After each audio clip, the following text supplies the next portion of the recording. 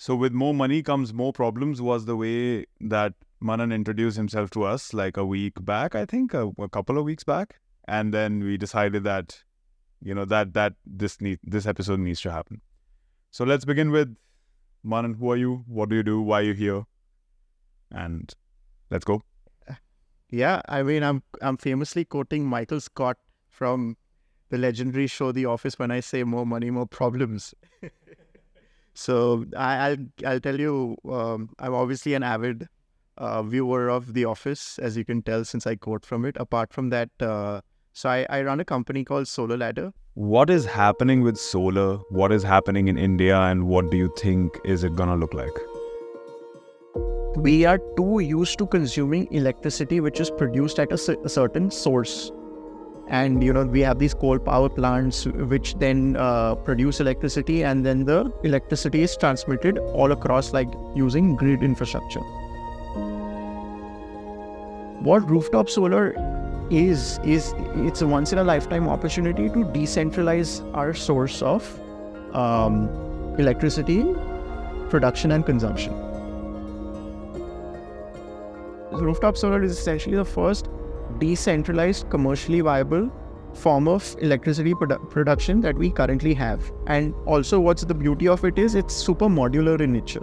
So you don't really need to be a heavy consumer in order to set up like a rooftop solar power plant. Even if you're consuming like 1 or 2 kilowatts, you can just have like 4 or 5 panels sitting on top of your rooftop, and you can consume the entire electricity by yourself.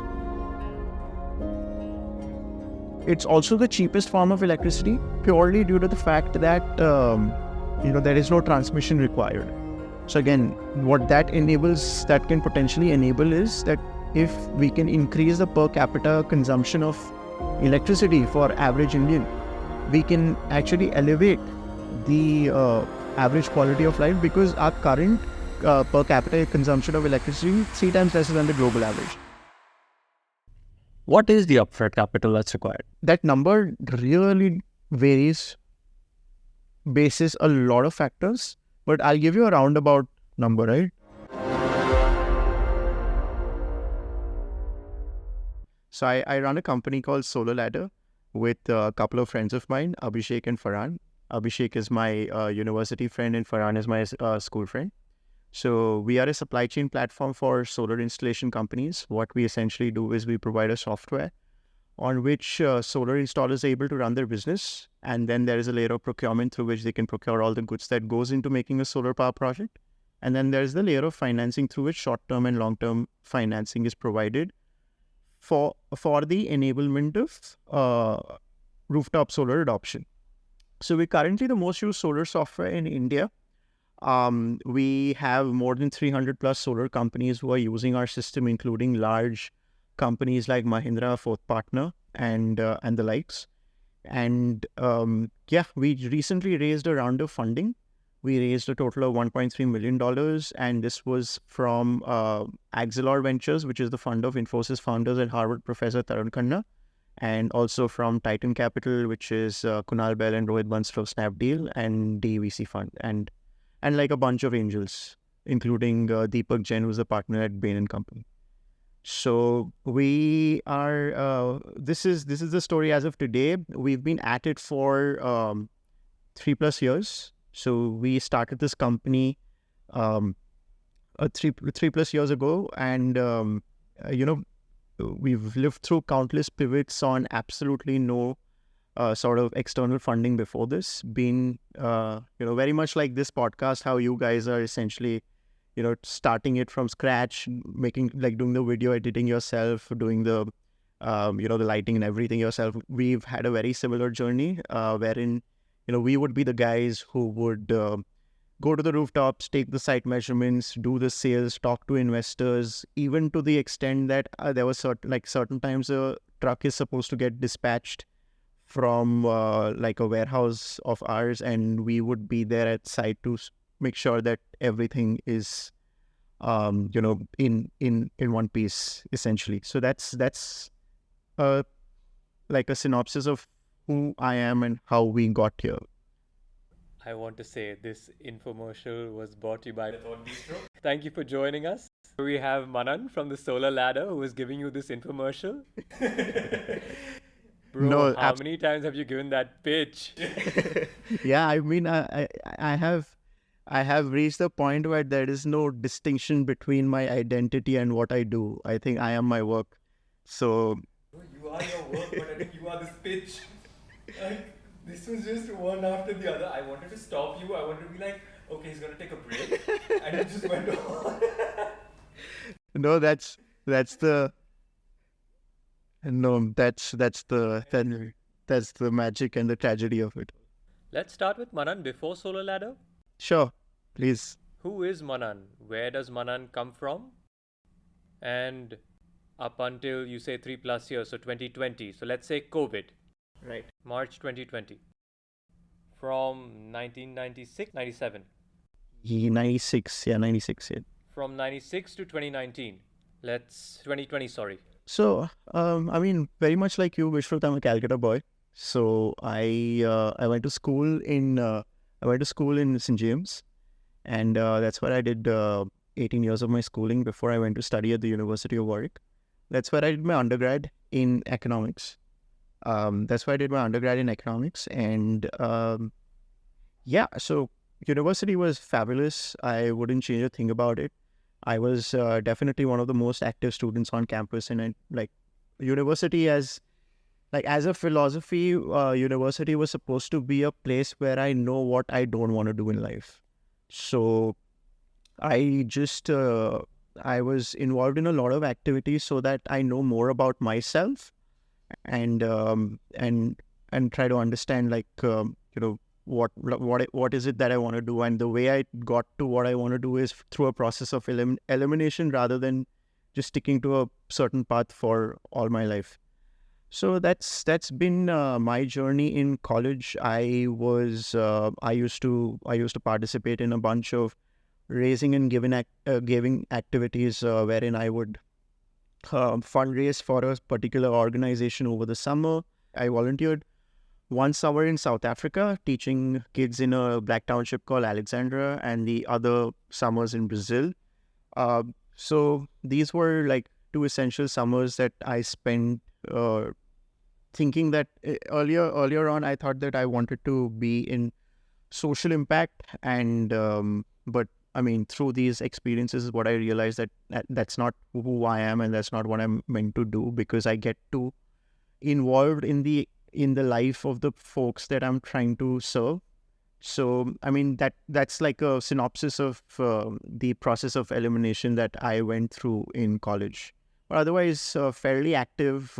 Just in general, I used to play all sports, and in school and in college. So that's been a journey so far. Just your run-of-the-mill, curious, active, making life based on a series of eliminations. Yeah. I don't think I can't even call that run-of-the-mill. So yeah, definitely not your run-of-the-mill Calcutta boy. No, absolutely. I am very proudly Cal. Just a little about how Manan and I met. I was going to meet a mutual friend, and he was there as well, and he had a copy of this book, which I think is one of my favorite books, if not my favorite book, The Fountainhead by Ayn Rand.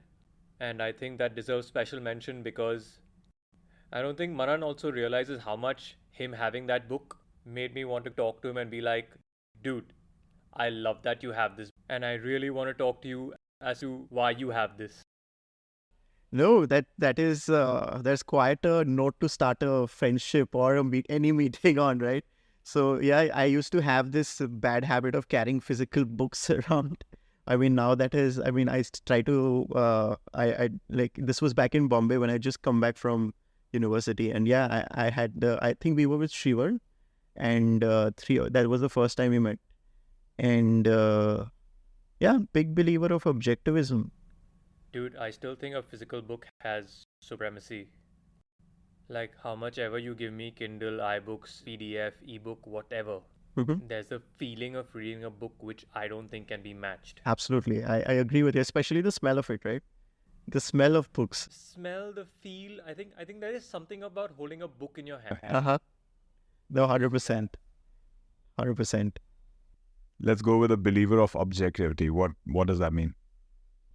So objectivism is essentially like the encapsulation of Ayn Rand's philosophy. I mean, I'm telling you my version of it, of what I understand.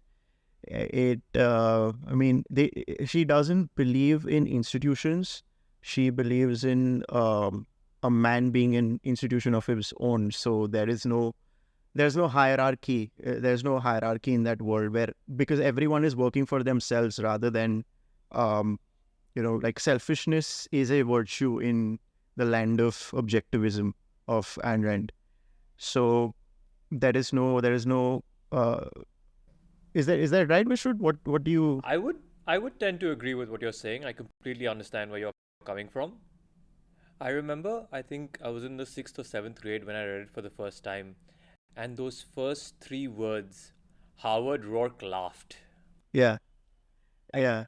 He's about to take a jump from. Yeah, he's about to jump off a cliff, Yeah, naked, yeah, in the middle of nowhere with no one around him. yeah. When he had just gotten rusticated from the college for being too creative in the Not conforming. non-conforming. Yeah, that's the word. I just remember being struck by this. This non-conformity becomes a major driver for entrepreneurs, I've seen, because the world as it is right now, it's very driven by get good education, get this checklist, and then get a job, and then you live in the job, and then you die. But on your front, you did this. You got the education part, and then you decided, I'm gonna climb on top of the roofs and I'm gonna install solar panels for people, and where that will go, we'll see. Right. How that transition, that mindset, was that a fight? How difficult was it? It was actually a very natural transition. It wasn't like I always intended to do this. I'll be held against my, I probably should be saying this, but I'll say it either way. I'm, contrary to popular belief that I'm super passionate about climate change and like solar is what I always wanted to do for my entirety of life up until now. That's not the truth. It actually was like a series of happenstance that led one thing to the other, and we started a company. So Farhan's my school friend, and he was working. So he was at Berkeley when he was working on a few solar projects on blockchain, and he was like, "Hey, I'm doing this project, and my colleagues are not interested in pursuing this any further. Are you interested in joining me and starting a company?" I was like, "Yeah, sure. I mean, I'm not too much, might as well." So that's essentially how we went from a like friends to colleagues working at Solar Ladder. And at the same time, there was Abhishek, who was my university friend. We literally graduated at the same time. And I think the story goes wherein he asked me, like, what are you up to post graduation? Because even he wasn't up to much. And I mean, we didn't want to. What we knew was that we knew which bridges to burn, which was that we don't want to get into any sort of established organization. I think that is what we didn't want to do. So this seemed like it checked all the boxes in terms of non-conformity. Non-conformism at its best. Yeah. So in fact, yeah. So we had a checklist of non-conformity. So we had to make sure that everything conformed to the non-conformity checklist. So how much of the non-conformity was bought by the lack of a job as compared to the lack of the will to actually look for the job? Don't call me out, man. I was right here, brother. No, it was a bit of both. I think I was in that phase wherein so I was in the UK and I had applied for like 3 or 4 jobs which I really wanted to get into, and I didn't get those jobs. So then I was like, I'm not applying for 30 of them, and that was pretty much the story for Abhishek and Farhan as well. where they had like a bracket of like 4 to 5 opportunities that they wanted to grab. If not, then let's figure it out. Sort of a ideology is what we followed. So you went from graduation, or straight after graduating, started with this. This was your first sort of post-graduation work experience? Yep, it was. So this essentially is my proverbial resume would just have one job on it. This is my first, and hopefully, if we are able to create like a lasting company, this would also be my last job. So this is my first stint, so to say. We started this company. We lived through multiple pivots. We changed the name of the company a couple of times, and then we came to the company in its current form. I was wondering why Solar Ladder was not sitting with me. I was like, this company was called something else. Right. I saw it on LinkedIn and I was like, Solar Ladder doesn't sound like the name Manan told me. Like it was something else. Yep. No, 100%. It was a Eunergia. Yeah, there you go. That's I was like, when did this become Solar Ladder? And I think I checked with you, or I don't know who I checked with. I was like, is it Solar Ladder? I had to confirm once again because I was like, this is not the name I remember. Right. No, we corrected a wrong by changing the name because that was just a difficult name to pronounce. And that was number one. And also we pivoted the business models multiple times, right? That because people were calling it Anergia. Anergia, Ungaria, and like a bunch of stuff. So it obviously didn't fly very well. We didn't have the recall. But at the same time, fundamentally what used to happen when we were running Eunergia was that it was a B2C marketplace. So let's say Vishruth wants to go solar, a Eunergia would come to them and help them decide who their service provider should be. So somewhat like an urban clap for potential rooftop customers. But now we have gone full B2B. So our customer is not the end customer, but we are serving the solar installer who's doing the work. Yeah. So we are like the operating system for these solar installation companies. So are you guys all of you very technical? No. So contrary to to answer your question, no. But contrary to popular belief, solar is more finance than it's tech. So it's like a financing business under the garb of technicalities. So, but that said, Farhan is the technical guy. He's a product and also the solar guy who's he's technical. And then there's Abhishek and I who are economists by like education proficiency, and we mainly look after like the finance bit. Let's dive deeper. How is it a finance under the garb of technicality? Interesting. So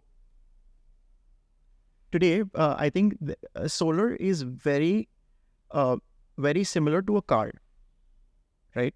So solar is very similar to a car in the sense that cars became omnipresent, number one, when they became economically viable, and number two, when there was financing available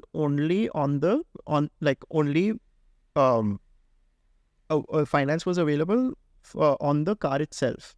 Today, what's happening is that if you want a loan on your solar power project, it's essentially it's a home improvement loan. So you have to put something as collateral in order to get a loan to finance your solar project.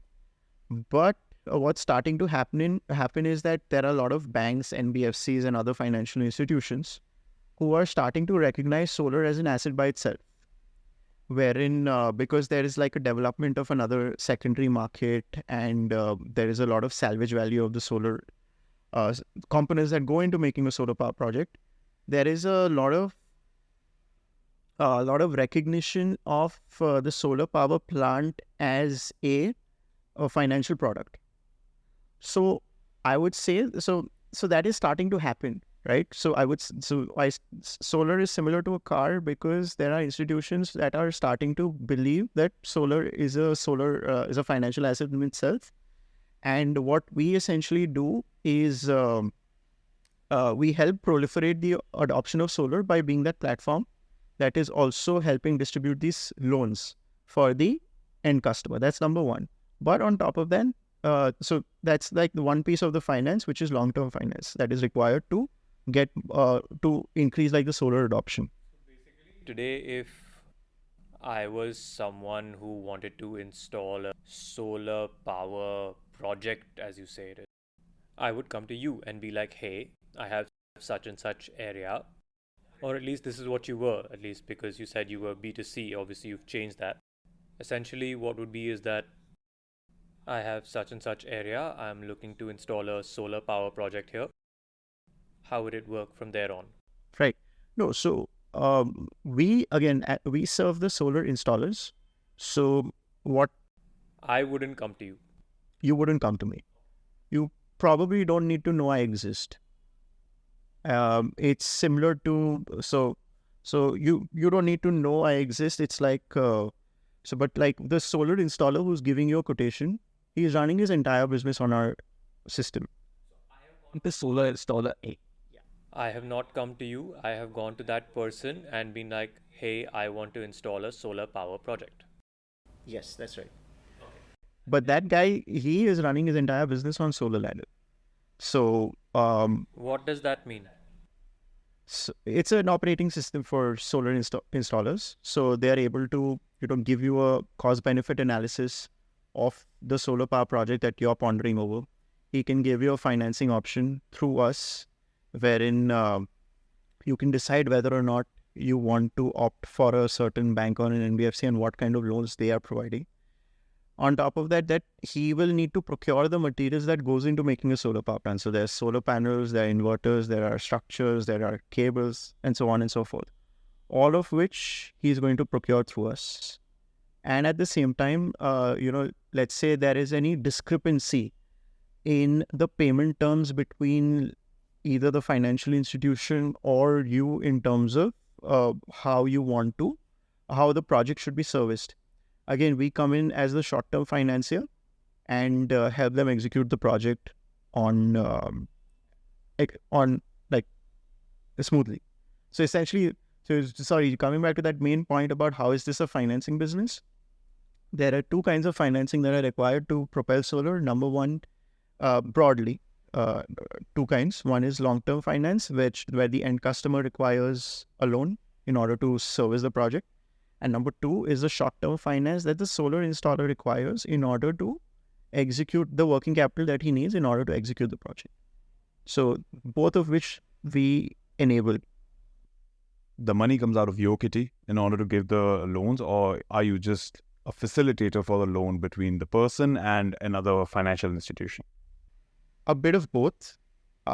So what you're essentially asking is, are we recourse financiers or are we non-recourse financiers? So a bit of both. We have we are DSAs in certain cases to direct selling agents of certain NBFCs where we don't want to take a risk. In other cases, what happens is that we have these complex structures of first loss default guarantees, so we are not a registered NBFC, so we don't loan our own money. But we park our funds with a bunch of NBFCs, but they are happy to open, let's say, 5x or 6x the lines of that equity that I've parked with the NBFCs, and they lend on our behalf. I want to make it easier for the viewer. So NBFC, I think, is a non-bank financial company, right? Yes, Financing non-banking company? financial company. Yep. Right. So for the viewer, what you are trying to do is either you're going to give the money to the person directly. I have this money, you can use my money in order to buy your solar power plant or whatever the project is. You pay me back slowly. The other option is you're in contact with another NBFC and it's their money, but you might be invested with them, so you have direct skin in the game with that kind of a bank. And the third one is you are just an agent and you are connecting the consumer with the NBFC and you're just taking commission in the middle. Am I correct on all three fronts? Yes, you're right on all three. From what I've understood, they can't do the first option because they're not an NBFC. Yeah. They don't have the right to lend someone their money, being like, hey, here's the money, then you can pay us back. This is a loan from us. Yep. And you pay us back. These are the terms, and You're right. Yep. So for that, you have to be an NBFC. Loans come with these beautiful things called interest rates, right? So what kind of interest rates do you provide, and how competitive or whatnot? So you're actually making this an infomercial for. No, I actually had a roommate in college, right, in Chicago, and this person, he was a nice guy. The poor thing didn't know how loans worked. Okay, so like this guy was like, I have an education loan, and I was a student of finance. I was like, let me take a look at it. I take a look at it. He has a 13% education loan. He's already drowned in 120K of student debt, and he's working in social sciences, in which his max pay is going to be like $60,000. So he can never cover his interest basis. And I ask him, do you know what this is? He's like, I don't know what this means. I don't know what interest rate means, right? So I just want to break down the process of thinking from a company's perspective for the viewer. Right. No, I think what's in this scenario that you have mentioned, I think what's also important is what's the tenor of this education loan, because sure, like it's not payable in 1 year, but if we look at a 15-20 year time horizon, then the education loan would be payable, or even if The interest rate is 12%. Yeah. So at 120,000, 12%, you were paying $14,400 just in interest, right? So even if you were to amortize that, the amortization of the principal anywhere, even if you do it over like a 50-year period, it's still going to be, you'll have to pay north of $14,000 a year. The basic expenditure of life would be $40,000. And if you're paying $14,000 out of pocket, out of cash, you're making $60,000. How are you going to cover anything? Sure. Sure. I mean, also like his 60,000 is going to increase. But yeah, I get your broad point. 60,000 is also going to increase over year on year. But sure, I mean, yeah. How do our loans work? Yes. We try to be a lot more friendly. We don't try to hide under the bushes with like our terms, so to say. It's it really, like, I can't give like a like a general because it's like so that's one of the things that to highest. So lowest can go as low as like 10%, highest can go 15-ish%.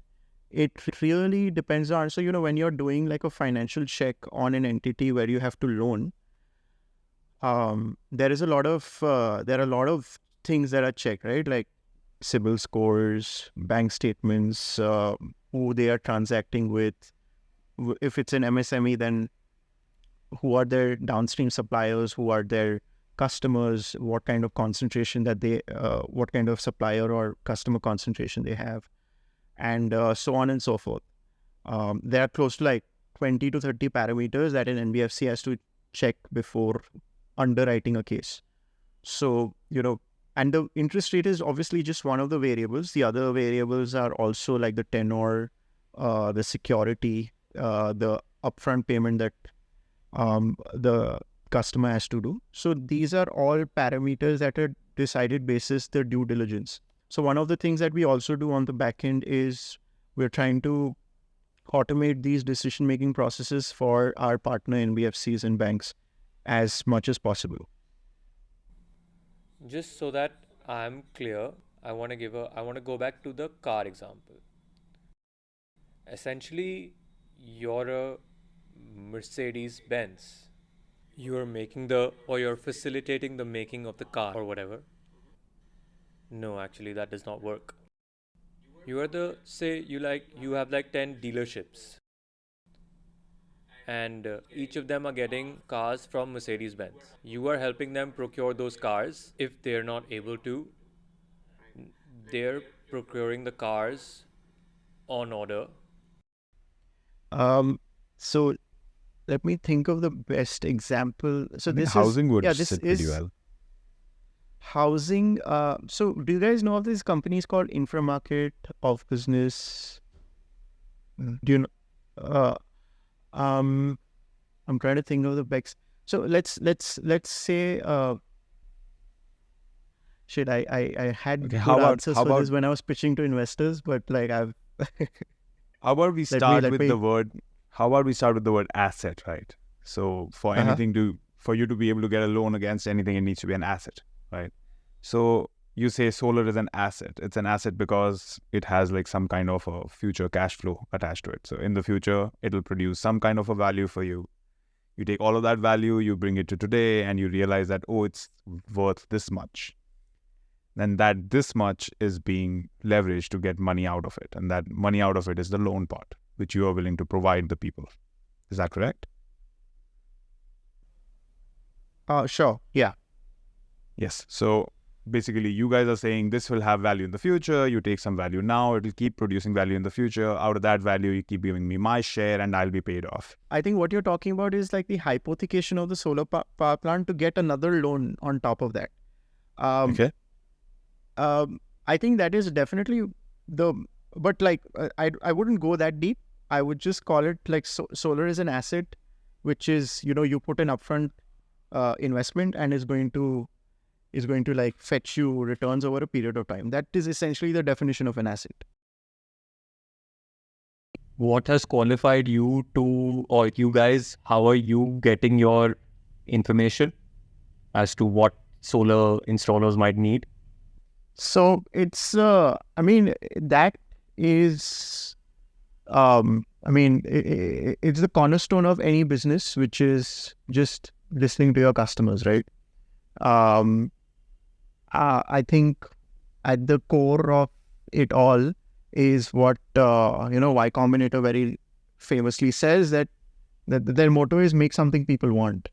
And like what that essentially means is that you gotta keep listening to what the customers need, spend time with them, and build solutions on top of the problems that they may be going through on a daily basis. So, the customers know the problems really well. You understand the problems and build a solution for them. So that's, what qualifies us?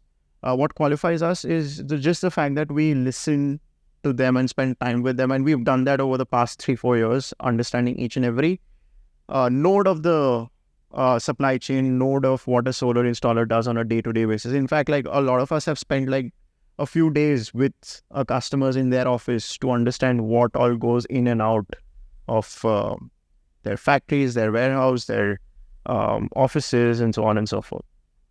How much did your experience with Unergia factor into this? Of course, that was the be all and the end all in terms of actually spending time with the customer. So, what you guys are doing. So, one of the advice that I was going to give you when you guys were setting this up, my advice to you was going to be that, whatever happens, don't subcontract this to someone else until you figure out like how to, like, just do it by yourself. That's been our motto as well in the early days. That's pretty much what we're doing. Yeah. That's, I think, more about us getting used to doing two things full time rather than, something that we don't know. It's just that it gets in the way sometimes. Right? No, absolutely. But what my point was there was that, like, there may be a temptation right there that let's get a person, or maybe let's subcontract it to someone. That my only opinion was that even if it's getting delayed, it's totally okay. Just don't subcontract it, because that's the motto that we also kind of. So to answer your initial question about why, how did we like qualify and how did the Unergia experience help? Yes, so those were the times when we actually went on the ground, did the sales, spoke to investors, spoke to the end customers, understood every single issue there was in the entire supply chain, even to the point where one of us would actually even go to the truck drivers, like, or go to the warehouse to see the truck driver off. I mean, these were situations where we could easily could have subcontracted it to someone, right? But to answer your question in a gist, did our Unergia times help? Yes, because we were on a shoestring budget, and scarcity creates clarity. And that is the motto that we kind of adopted, wherein we'll be the ones who literally do every single thing there is and not subcontracted, because that's how you get to be the closest to the customer. Because once when like the organization starts bloating up, there are a lot more people, then the distance between you and the customer just increases. And when that happens, you kind of start playing Chinese whispers with your teams, which is actually interacting with the customer, in which case it's not easy to extract what exactly that the customer is wanting or the customer is saying. But your experiences from the early days is what is going to help you create that framework for, all the years. So yeah, sorry, just like a very long convoluted answer to what qualified us and did Eunergy help. Yes, it was just doing it all in the early days without burning too much money on it. Let's talk about the customer on a more macro scale. Let's talk about India, right? That's the main market you are serving, in my understanding, right? What is happening with solar? What is happening in India? And what do you think is it going to look like in the near future? Right. No, super exciting times for solar. I think it's the opportunity of our lifetime. What's happening on a very macro scale is essentially like, as far as rooftop solar is concerned, we are too used to consuming electricity which is produced at a certain source. And, we have these coal power plants which then produce electricity, and then the electricity is transmitted all across, like using grid infrastructure. What rooftop solar is it's a once in a lifetime opportunity to decentralize our source of electricity production and consumption. So that's that's what's happening in terms of that's the kind of rooftop solar is essentially the first decentralized commercially viable form of electricity production that we currently have. And also what's the beauty of it is it's super modular in nature. So you don't really need to be a heavy consumer in order to set up like a rooftop solar power plant. Even if you're consuming like 1 or 2 kilowatts, you can just have like 4 or 5 panels sitting on top of your rooftop, and you can consume the entire electricity by yourself. So that's the kind of opportunity that rooftop solar is presenting as of today. It's also the cheapest form of electricity, purely due to the fact that there is no transmission required. So again, what that can potentially enable is that if we can increase the per capita consumption of electricity for average Indian, we can actually elevate the average quality of life, because our current per capita consumption of electricity is 3 times lesser than the global average. So the other thing, Manan, with solar that at least I have noticed is that a lot of these electricity state boards and things like West Bengal today does not allow you to give back to the grid. There's also a certain minimum that you have to pay. So in terms of viability, have you had this similar problem in other states as well, or is it just a one-off thing? No, it's actually a one-off thing. I would say it's not. I wouldn't say one-off. I'll still call it a minority.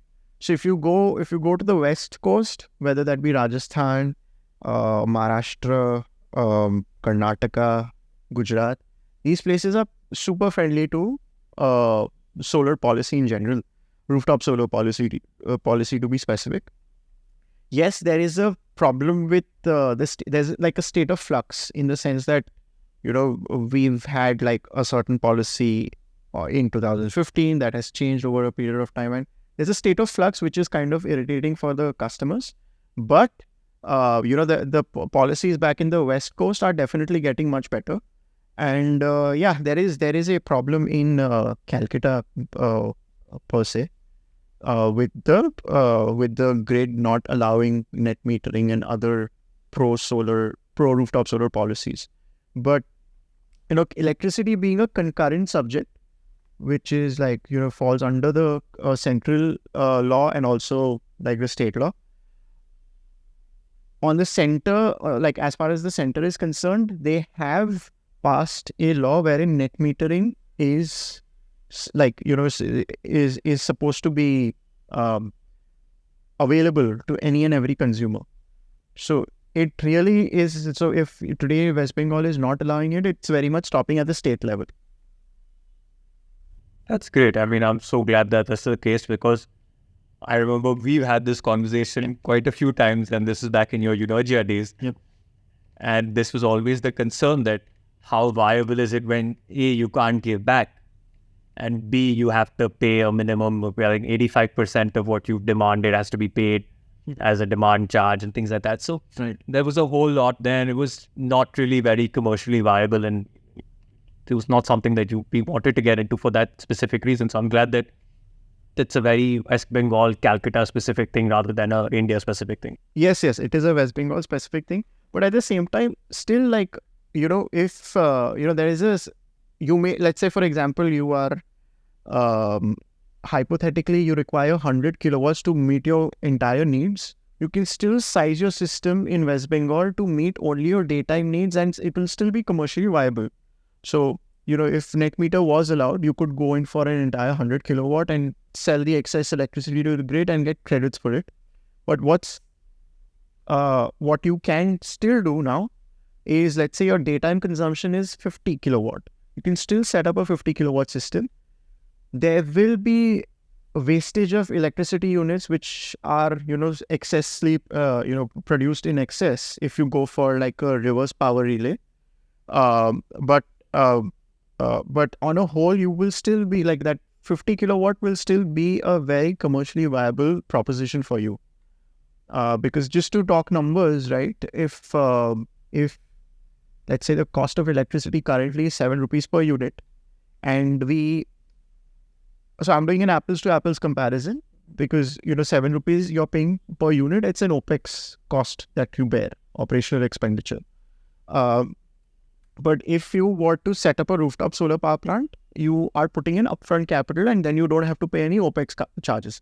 But if I were to levelize that cost of electricity over a period of 25 years, which is the life of the solar power plant, that's 7 rupees compares to only 2 rupees of solar electricity cost is only 2 to 3 rupees compared to the 7 rupees. So the savings that you can make, the project IRR, the savings, the return on investment is massive. It's a complete no-brainer. Yeah, on a logical scale, India is a country very rich in solar energy. Like, we have sun throughout the year. It is not even that the nights are very long in certain times, right? And solar has been there since, I think, 1970s, 1980s. We have known about solar power panels, right? It's not like it just came 2 years ago. Why isn't India just like filled to the brim with solar power plants everywhere, like in every state, in every city? Right. I would say I think it's, I'm going to be a little pompous here and say that it's because companies like us haven't existed. The reason, I'll tell you the reason why I feel so as well, right? Because this business is a very localized business. In the sense that there are these really small hyper-local companies all across the country which are doing the solar installations, right? The biggest bottleneck that they face is, working capital financing, getting the right material at the right price, being able to run their business on a full end-to-end like automated tool. That is something that these guys don't have in order to proliferate solar to the kind of potential that Akhil, that you think there is.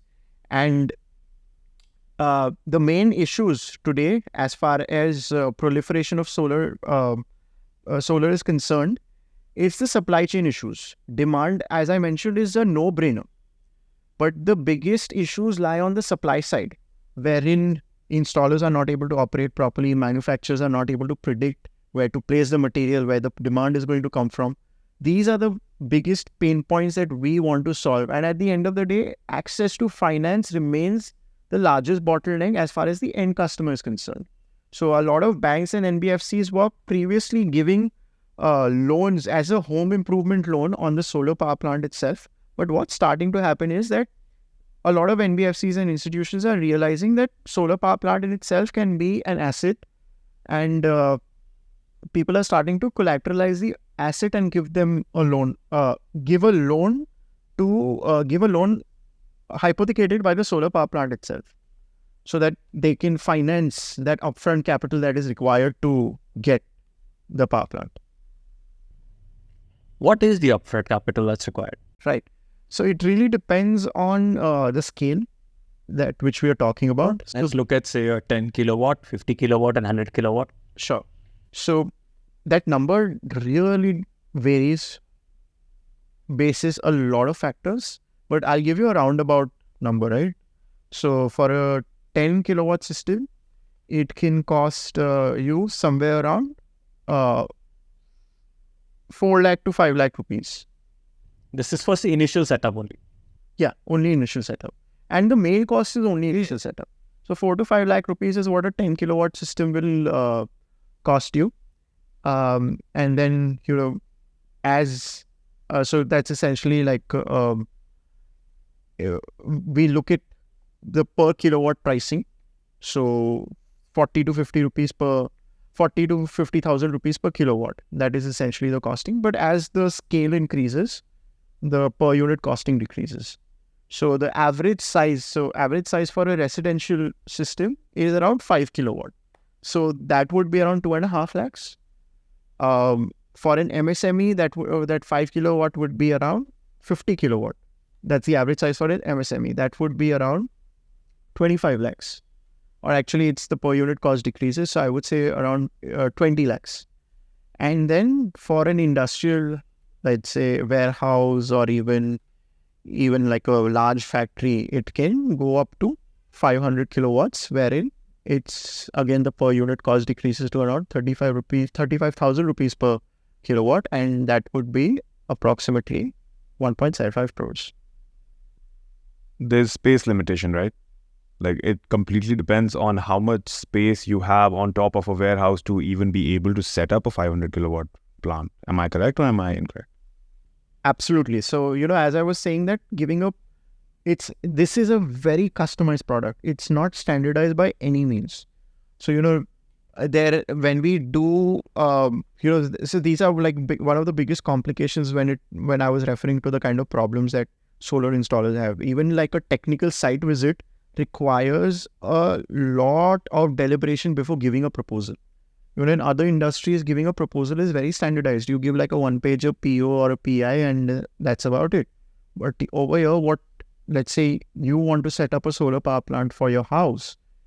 A person will have to come, he'll have to read your electricity bills, see the amount of unencumbered rooftop space there is, so shadow-free. There can't be any shadow falling from trees, etc., etc.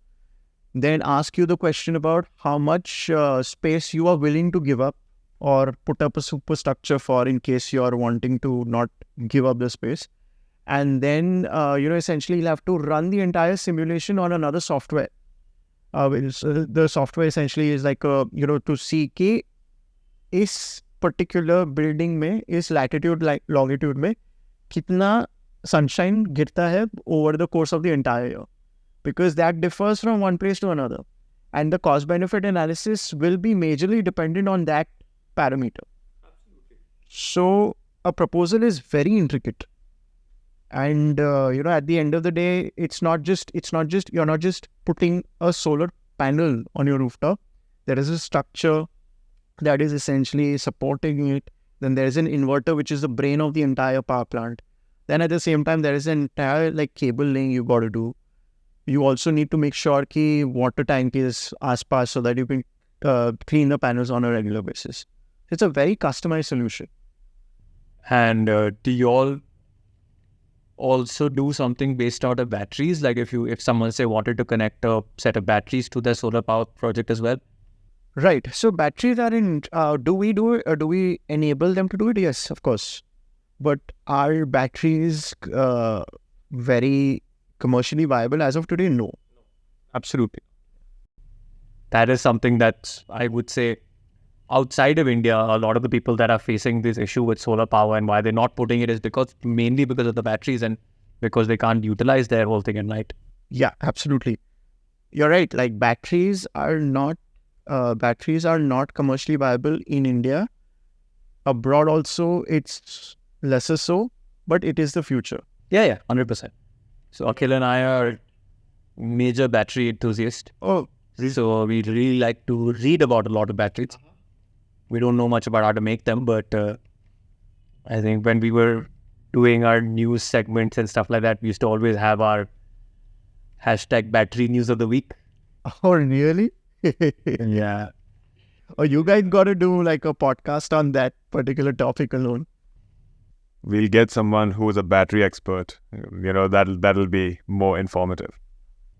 Because I think whoever listens to us and whoever has been listening to us since about February or March will have noticed this almost every week or 2 weeks. We used to do a news episode and it used to have battery news of the week. We're actually trying to get into more into the energy production also. We did an episode with Narayan. So he's running how to produce electricity from ocean waves. So they have a very interesting project going.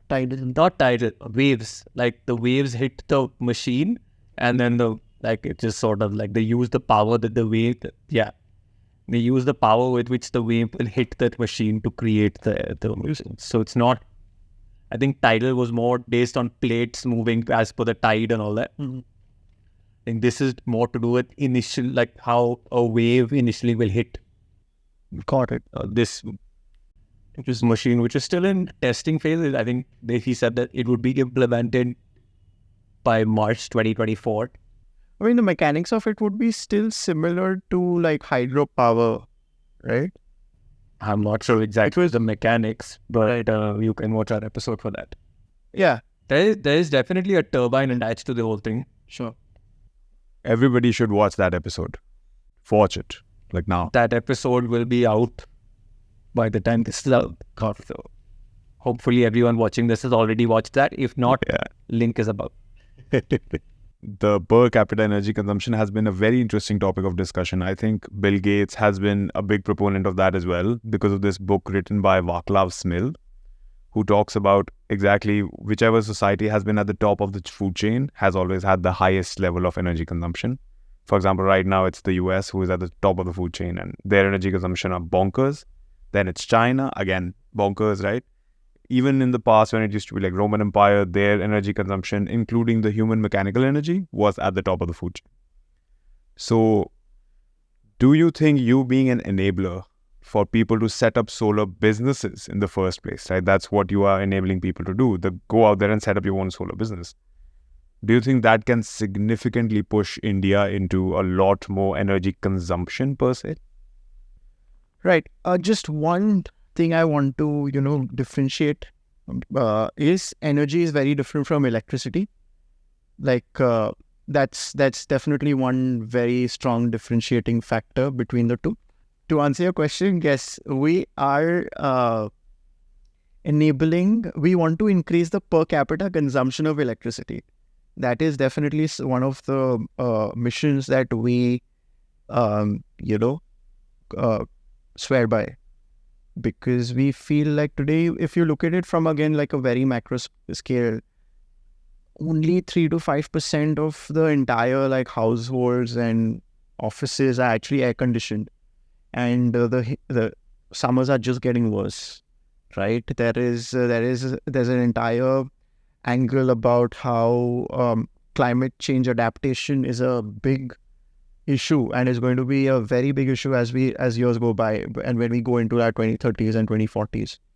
So if we can somehow have more electricity consumption that is enabling any sort of cooling, I think that will be a big win, because cooling is the most electricity consuming part of any whether that be residential, commercial or MSME unit.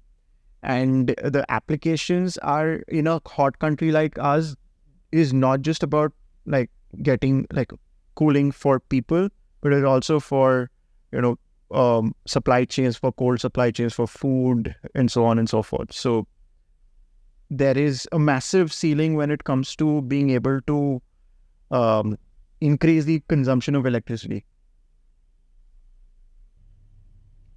In terms of urban versus rural, how have you seen the adaptation of solar in India? When you say urban versus rural, do you mean like in urban areas versus rural areas, or do you mean like folks who are living, folks like urban folks versus rural folk? Because, I'm saying areas. I'm doing more of an area-wise because, as we said earlier, the main issue with a lot of the solar, at least for commercial, is it's space limited. Right. Whereas rurally, you have that space available, and also the way that most, conventional electricity reaches rural places, it's a little like the coverage is a little lesser there. So, I would assume that if there are people who are able to provide solar projects to those remote extents or to rural areas, I'm assuming people would be very happy to get that on board. So, Right. What's your experience with that? There are many aspects to this, but to let me answer your question in a way that, so there's a lot more solar penetration that is happening in the MSME sector, which is non-urban, or not just MSME, even like just general, like the solar revolution when it comes to.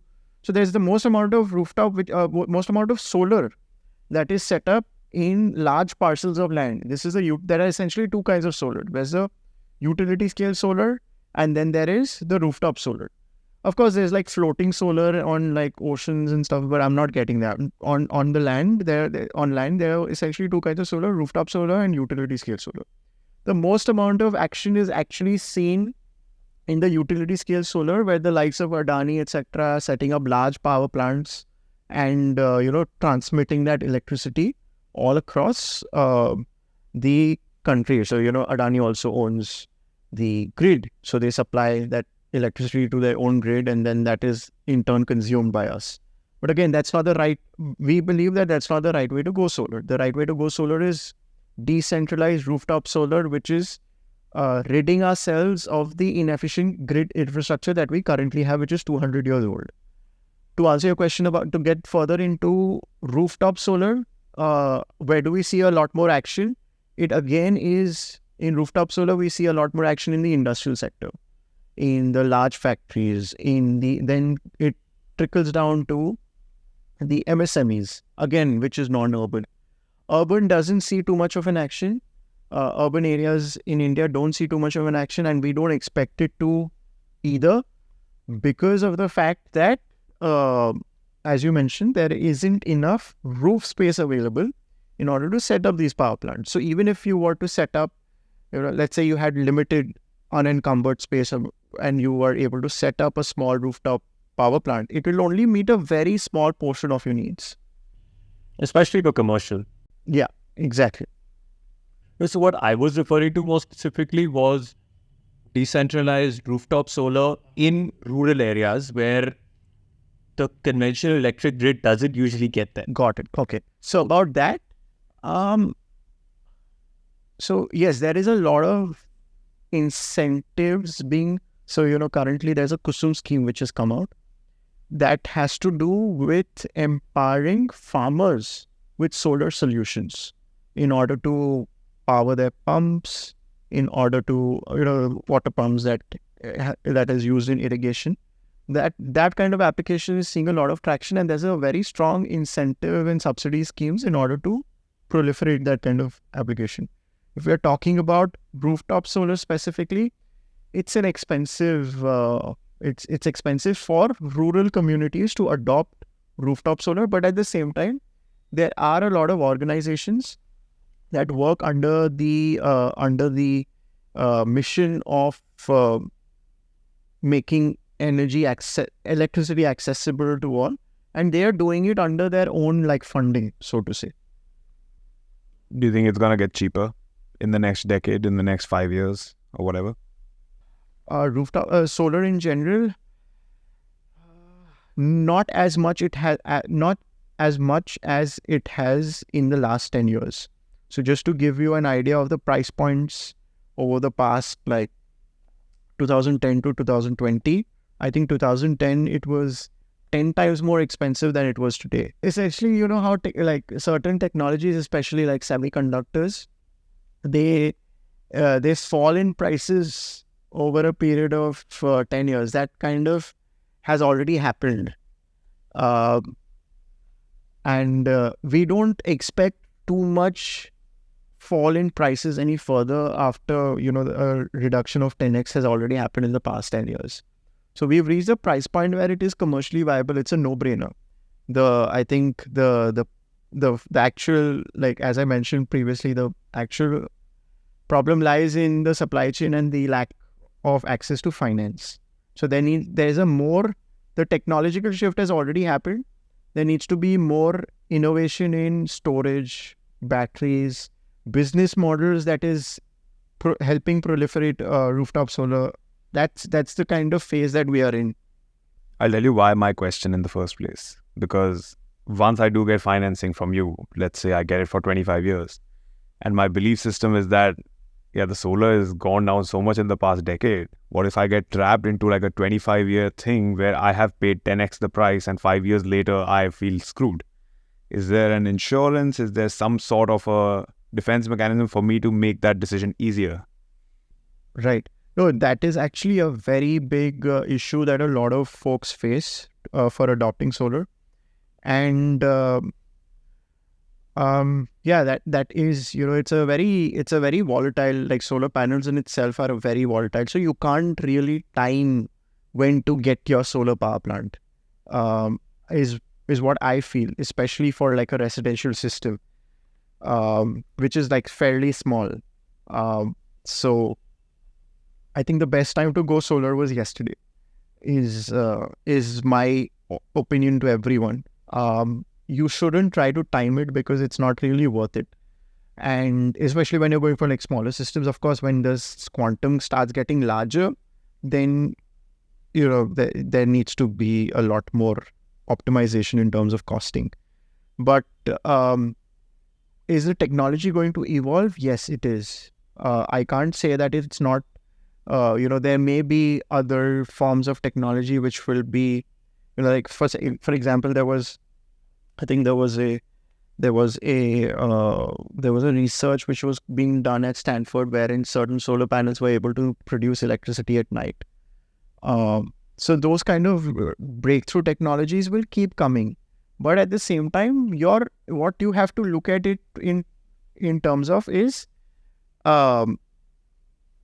आपका जो payback period है, अगर आप investment कर रहे हो तो 4 साल में वो आपका पैसा is going to be you're going to start making savings from you're going to start making savings from day one, and your payback is going to be 4 years.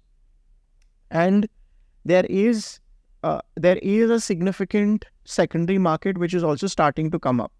So there is a, you know, significant salvage value to the solar power plant as well. Your payback period is 4 years. 4 to 5 years. So, all right, let's say 5 years, round figure. And your plan is for 25 years. Yeah.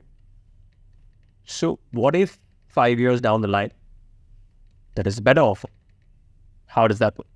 Or how would that work? Better offer in sense of? Cheaper, something, breakthrough technology, say solar panels can generate power at night. Right. No, that kind of risk you take with every technology, right? What about it then? Today, like you buy a phone, you can always have a better iPhone that is going to come up the very next... That's what you have, an upgrade cost, right? So if I wanted today, if I bought a phone 1 year ago and I have it on a certain contract, or if I even don't have it on a contract, I go to the person and I'm like, hey, I want to give this phone and I want to buy the new phone. Right. So they will give me X amount of price on my old phone and give me the new phone. Mm-hmm. So that's my question. In 5 years' time, say today I put in a solar power project and I have financing for 25 years. 5 years later, there are solar panels that can generate power at night. What then? What's the upgrade cost? What is the way? How do I go about it? No, currently, so I can't give you an answer right now on terms of what's the upgrade cost, because, you know, what's happening with, again, like phone for example, or even automobiles, is that there is a significant secondary market, right? Today, that significant secondary market in solar is starting to show signs. So I can't give you a number immediately कि इसका कितना होगा, but आ रहा है. So जब वो आ जाएगा, तब आप 5 साल में, ideally you will be able to sell your solar panels, get the upgraded solar panels, and keep saving on your electricity costs. And as far as the financier is concerned, well, everyone has their own terms, and so I can't like give like a. These are very customized contracts, right? I can't give like a. While I'm trying to simplify by comparing it to automobiles or phones. These are very customized contracts, but what my hope is that the majority of the financiers wouldn't have a problem as long as they are obviously making their returns that they need to. So basically, this is something that has to be figured out between the end user and the financier. And then as and how the secondary solar market develops, you're going to get a better picture. And in today's date, that secondary market does not exist. It's starting or to sign. Yeah.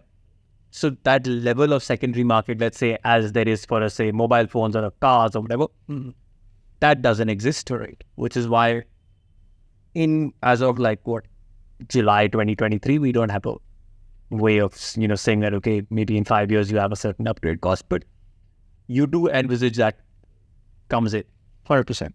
Maybe one of our viewers can build like a secondary marketplace online kind of thing for solar panels. No, we want to do that. Don't get the viewers to do it. We want to do that at some point of time.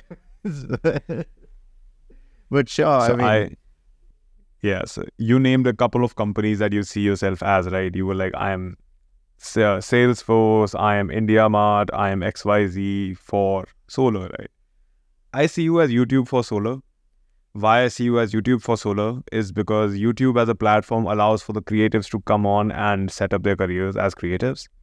And you are able to provide a platform for these people who wish to set up a business in solar that get to come on your platform and set up a business for solar.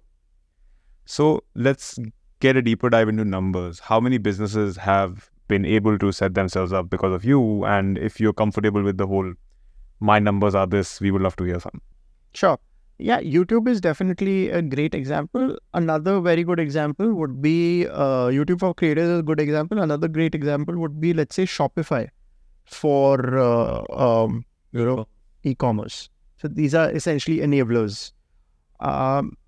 Yep. So that's in terms of numbers, we currently have 300 plus solar companies who are running the entire business on our system.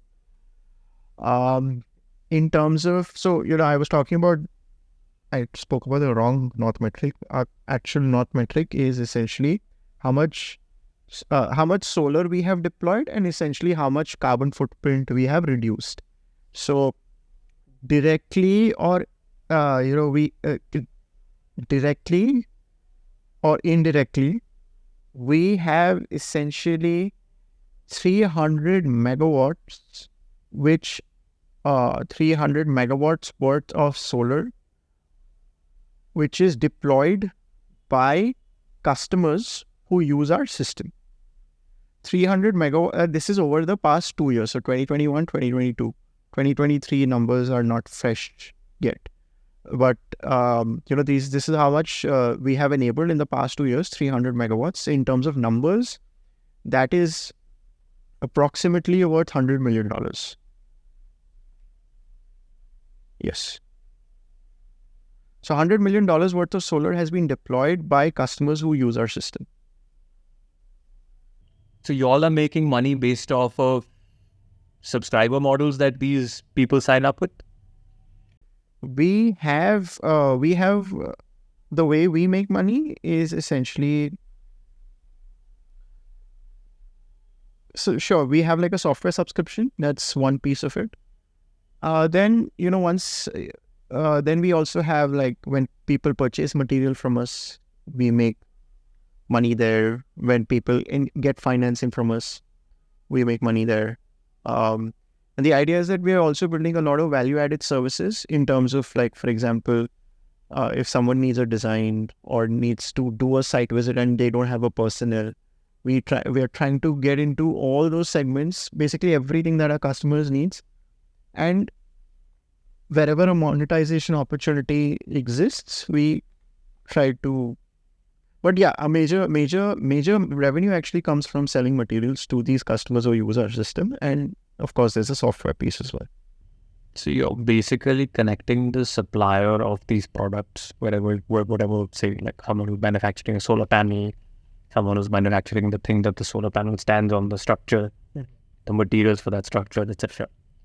So you have your deals in place with them, and then you end up providing them to your customers, and then you're making a cut. Yes, we are aggregating. So you're aggregating and then like a wholesaler. Yeah. So I would think that solar power, people setting up the solar power plants on my house would be not very inclined to newer technologies. Let's go that way. I feel like it would be something that you buy off of the shelf and then you install it for somebody on their rooftop and then they have solar. How did you educate them? How did you get them to employ a software, employ a CRM system, employ the education of such softwares? Because it is a learning curve that they have to go through, that, okay, I have to see this. Was it difficult, like starting off with a software company? Right, absolutely. And I'm not going to take any credit for that because I don't take care of that part of the business at all. So it's Abhishek and Farhan Abhishek, Farhan and the entire team that looks after the software deployment and customer success and so on and so forth. You're right. You're absolutely right. It's a very uphill task in getting Indian SMEs to use software. But at the same time, what we have seen is that the receptiveness. So, there's a learning curve. It's steep in the early days, but once they get, because the software has been designed very well by Farhan and, there's a lot of intricacy that has gone into, product design and usability. We have seen that after they go through the learning curve, maybe for a month or so, the stickiness is very high. And what we're also seeing is because of high internet penetration just in general, which is, post-geo kind of a world that we live in, there's an unusual amount of technology receptiveness among SMBs as well. Initially, they would not run their businesses on even like Excel sheets. They would run it on pen and paper. But now what we're starting to observe is that learning curve is steep. But if you make a really good product wherein, there is a lot of usability and a lot of value, they are going to stick to it for the long run. Are you profitable? We were profitable until the previous fundraise. Now we are in growth mode. Does competition scare you? Because they're going to be popping up here and there and everywhere once your growth comes about. Right. The way we look at it is that our biggest competition is coal. Or we're talking about competitors in the same market. Yeah, no, 100%. That's the way we look at it is that our biggest competition is actually coal. This is a very vast ocean. Competitors, we look at competitors as enablers, right? Because today the solar market is quite small, as in like it's seeing its early days, whereas we have to push the boundaries of solar.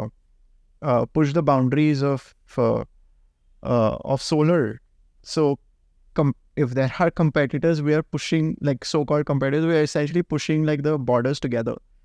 So we don't look at them as purely like competitors. There's a long way to go, long journey to charter, and more companies that work in this space, the better it is for all of humanity.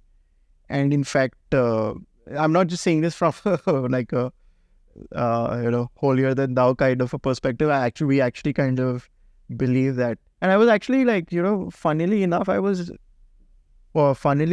watching that when you ask me this question, two immediate clips stand out in my head. The one is obviously like, there is I think there's a Blonde or interview between Messi and Ronaldo were sitting beside each other, and they're asking about their perspective on each other. And even yesterday, I was watching like this one interview of Dipinder Goyal, and Dipinder Goyal of Zomato, and him talking about Swiggy, and in fact, he has complimented Swiggy in in the IPO documents as well. So these two clips like stand out immediately, wherein if there aren't enough, there should be someone who's pushing you to be better than you are yesterday, and I think that is more so in our space because climate tech has seen busts as well. It has seen a boom, it has seen a bust, and then again it's seeing a new boom. And it's very important that companies are built in number one, ethically, number two, innovatively. And if you don't have too much like folks who are also running around the corner, then you're not getting pushed on a regular basis. And the boundaries need to get pushed for sure. So don't look at them as competitors so they don't scare us. I mean, yeah, that's my opinion.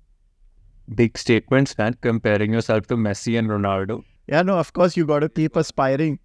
We got from infomercial Manan to like aspirational, boastful, I don't know what to say.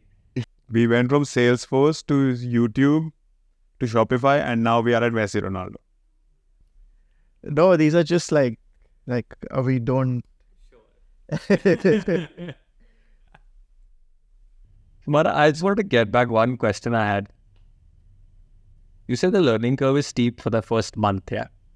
How do you get them to make that learning curve? It all starts off with knowing the customer and knowing the kind of issues and problems that they deal with. You have to have a very good, smooth onboarding process, which is delivered online on Zoom.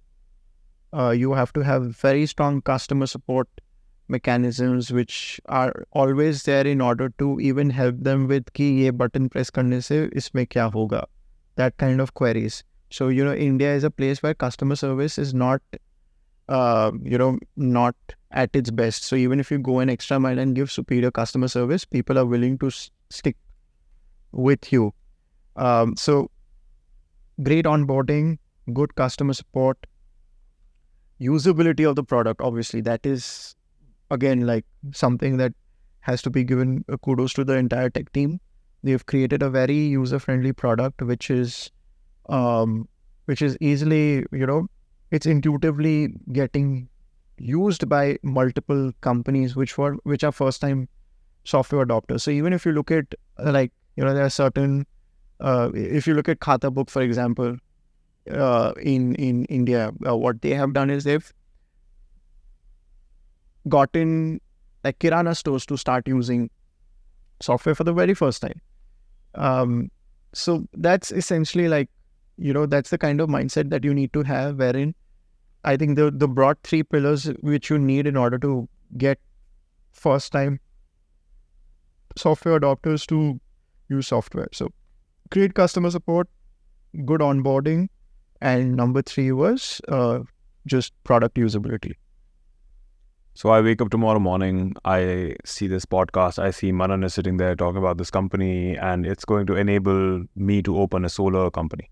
Okay, so to open a solar installation system.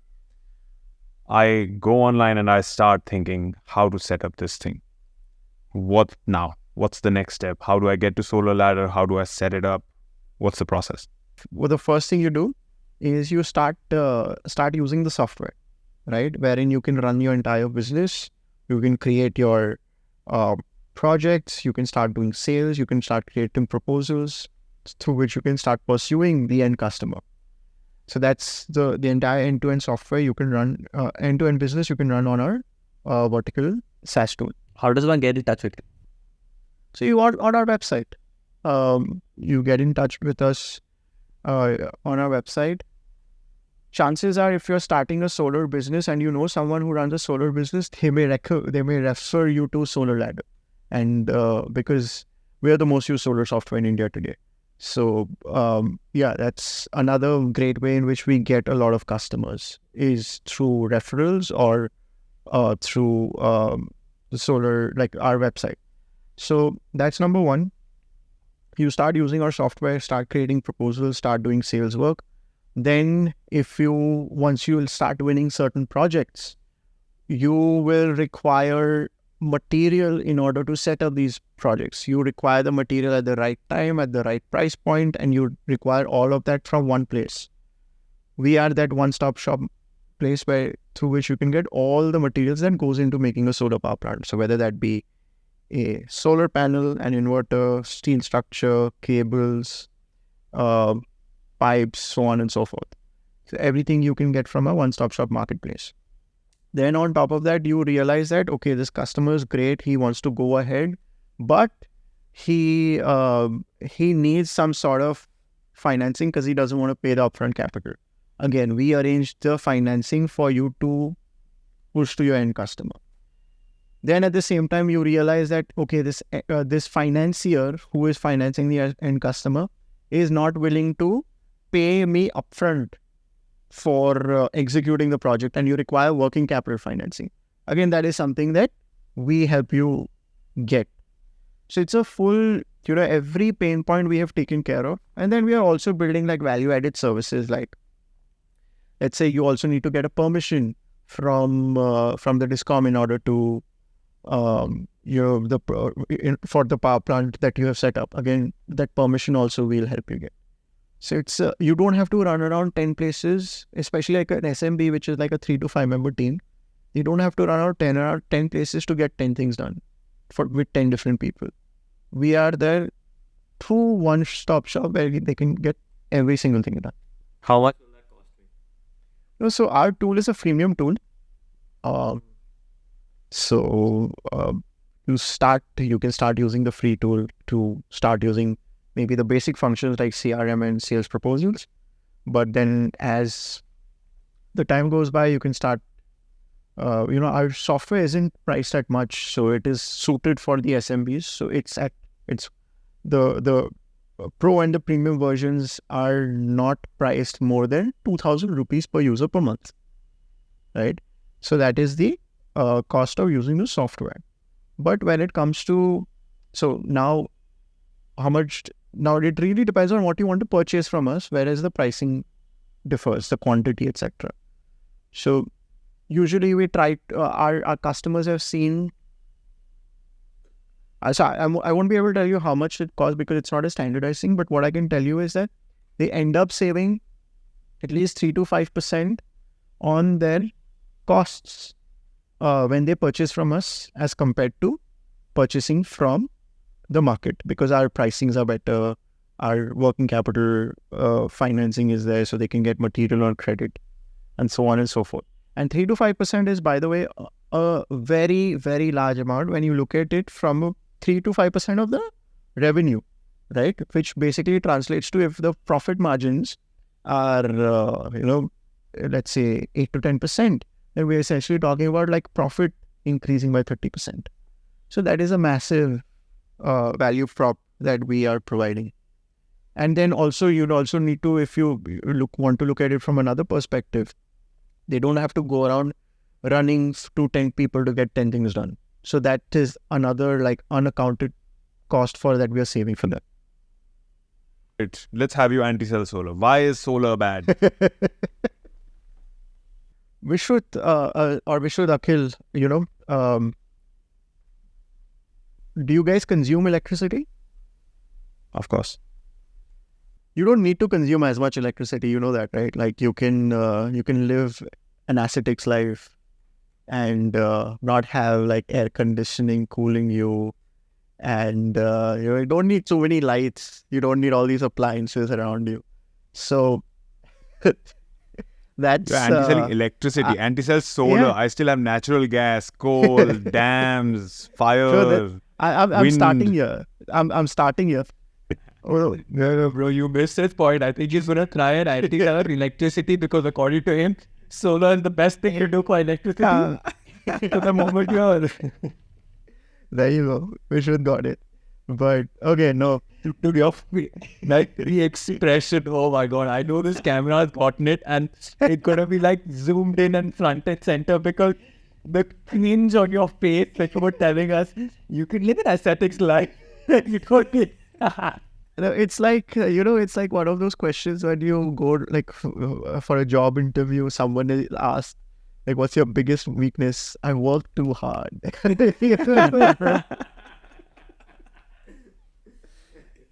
I tend to not sleep because I'm so obsessed with my work. No, but like, okay, going back to the activity, that's anti-cell solar.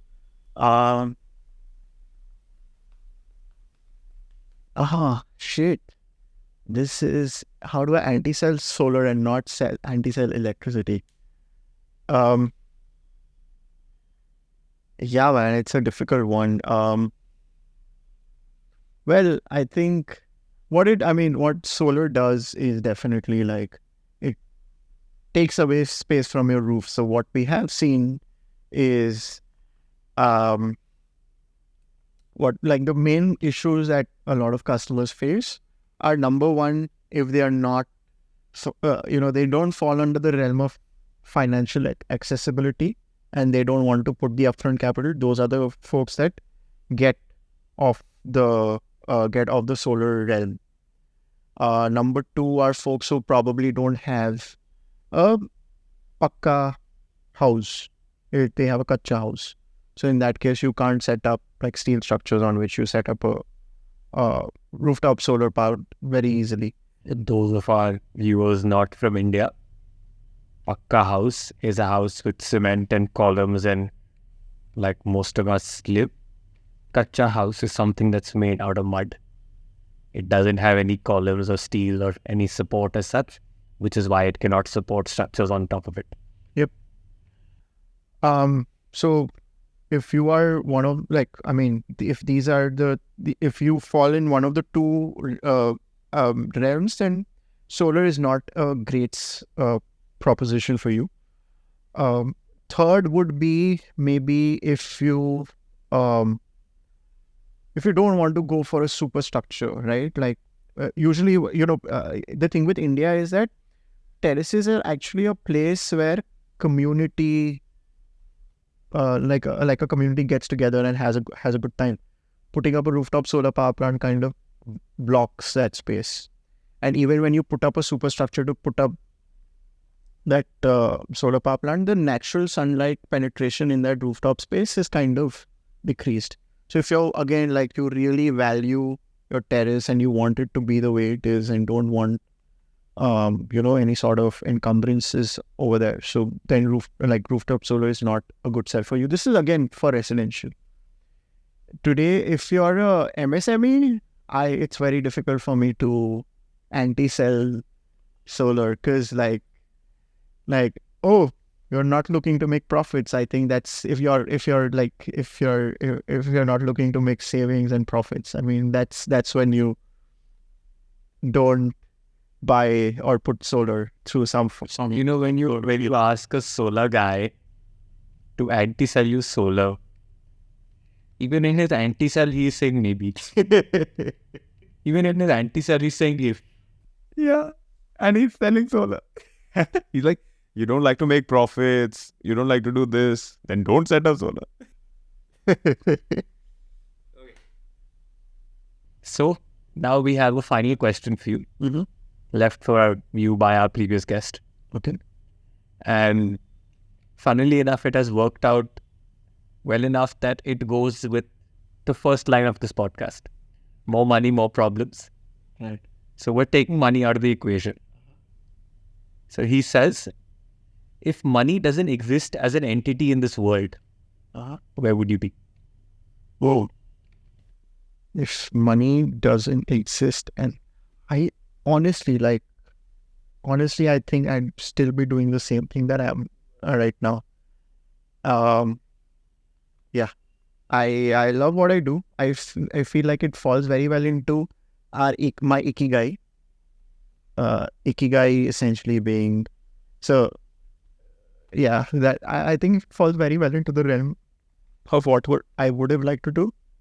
And I would still be doing the same thing. Maybe I would be playing a lot more. I would be playing a lot more music, playing a lot more football while I still can, and giving lesser hours to work compared to what I am doing right now. But yeah, I think life is pretty good. Wouldn't change a thing.